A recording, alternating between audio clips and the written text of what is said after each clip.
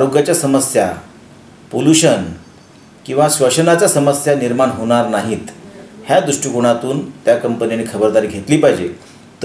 तरच ती कंपनी तिथे चालली पाहिजे.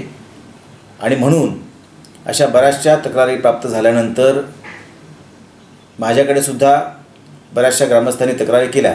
मी माननीय पालकमंत्री यांना निवेदन दिलं होतं. त्या अनुषंगाने काल सह्याद्री अतिथीगृहावर याविषयी बैठक झाली आणि यामध्ये एक ठोस उपाययोजना करण्यासाठी माननीय जिल्हाधिकारी यांच्या अध्यक्षतेखाली माननीय पोलीस अधीक्षक, या जिल्ह्याचे खासदार आणि CEO आणि संबंधित विभागाचे सर्व अधिकारी अशा तालुका लेवलला कमिटी करून, जिल्हा लेवलला वेगळी कमिटी करून त्या भागातल्या ज्या कंपन्या आहेत ज्याच्यामुळे प्रदूषण होऊ शकतं अशा सर्व कंपन्यांचं व्हिजिट करून त्यांना पुनरावलोकन करून त्यासंबंधी एक अहवाल तयार करण्याचं निश्चित केलं.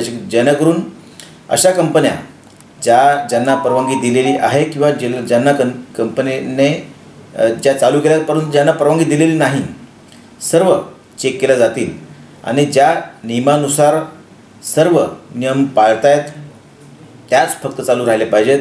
आणि ज्यांच्यामुळे या वातावरणाला धोका निर्माण होईल, पोल्यूशन तयार होईल, आरोग्याच्या समस्या तयार होतील किंवा मुलांना किंवा वृद्धांना इतर समस्या तयार होतील किंवा श्वसनाच्या समस्या तयार होतील, अशा कोणत्याही प्रकारच्या जर समस्या उद्भवणार असतील तर त्या कंपन्यांना आळा घातला पाहिजे, त्या बंद केल्या पाहिजेत.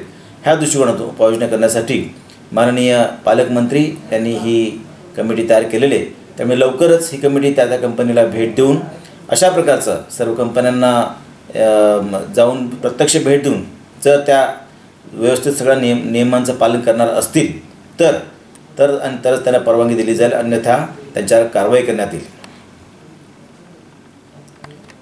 Subscribe for more content.